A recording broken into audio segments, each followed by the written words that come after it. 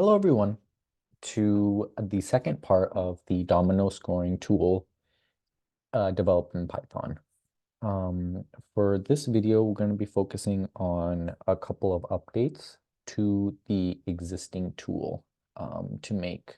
So there's going to be a total of 3 updates. And basically the script that I have now is I added in a few comments on each section of the code. So the first thing would be to ask the whoever's playing what day you're playing that particular game. So include the day of the week and as well as the date. So let's get started with the first part. So we're just going to do an additional prompt. So we'll do today date input. What is today's, whoops, date?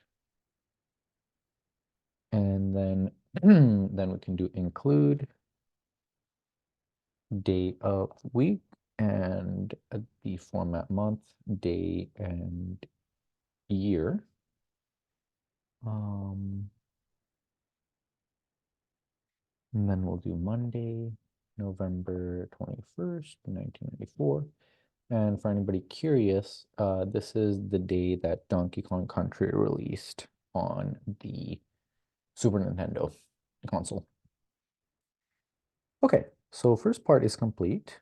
Now we're gonna move on to the second part, which is basically once the game has completed and all of the scores have been recorded for each player, we're going to get rid of all of the points for each, that each person has remaining. So like say for example, one player has a double 6 piece. They would need to have their 12 points deducted from their total score.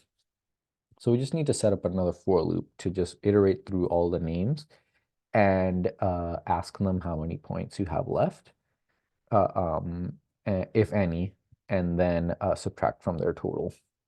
So we'll do for possible minus and range.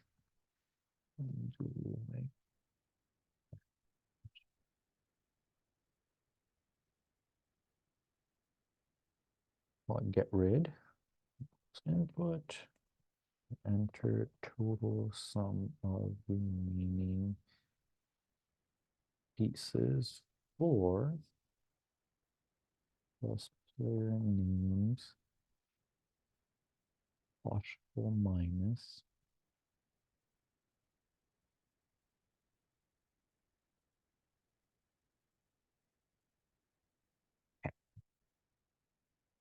okay, player names possible minus, and then we're going to go through to our points array, and we're going to get rid of, so we have to typecast the string to an integer.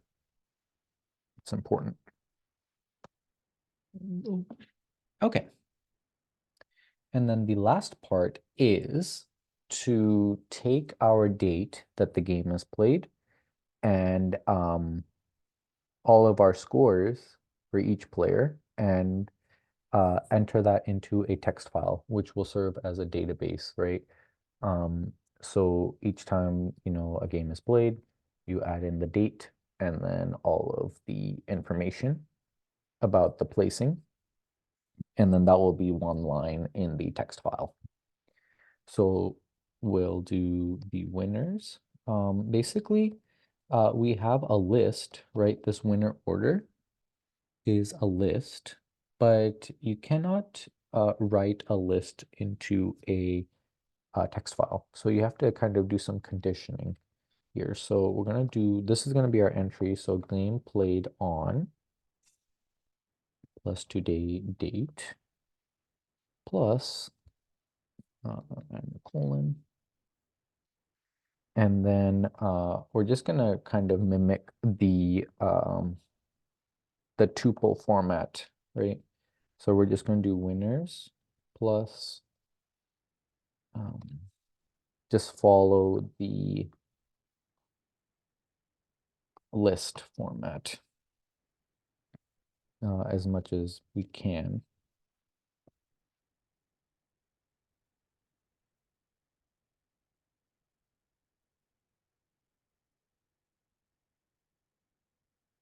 Okay. And now we're going to open up a file name.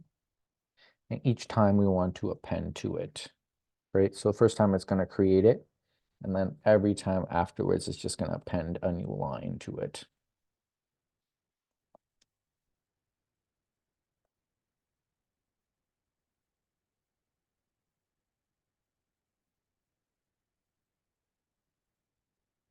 Okay. So once you know, like you do your entry, we're going to do a new line for the next time that the game is played on a particular date that gets added in.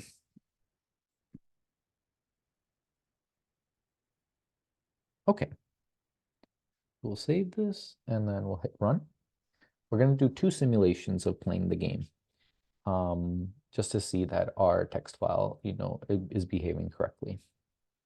So today is Saturday, February 17th, 2024. Okay, how many players? 5. Wallace,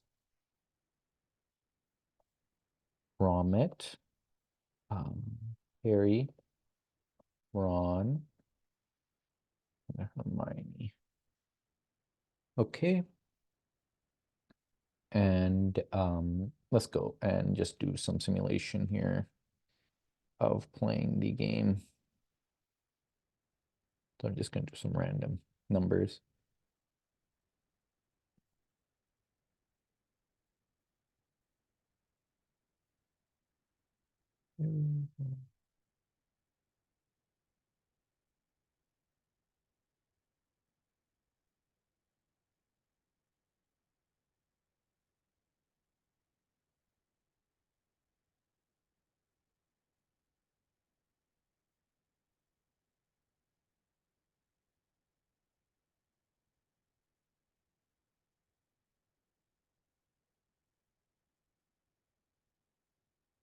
Okay, enter the total sum of remaining pieces. For Wallace, let's just say that everybody used up all their pieces, so we'll put in zeros.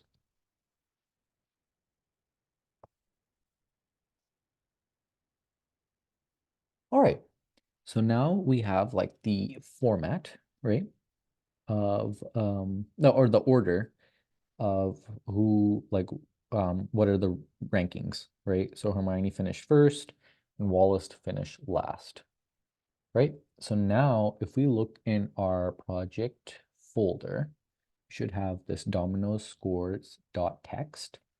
If we open that, we have this. So we have this game played on today's the date, and then we have the order of all of the players and how many points they scored. Okay, great. So let's close this. And then we're going to do another simulation. So like this. And then let's say we played on Thursday. Thursday, February, or Wednesday. Wednesday was Valentine's Day, say, for example. Wednesday,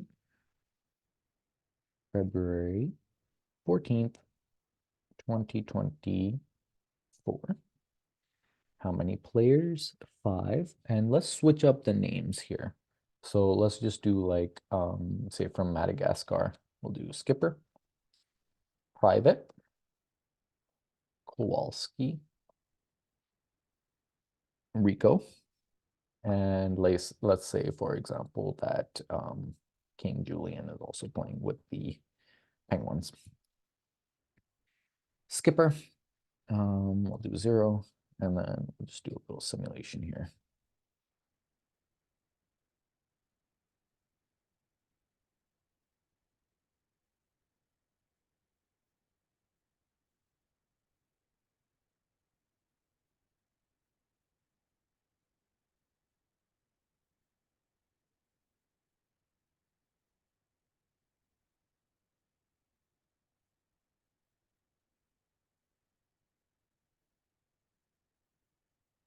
Okay.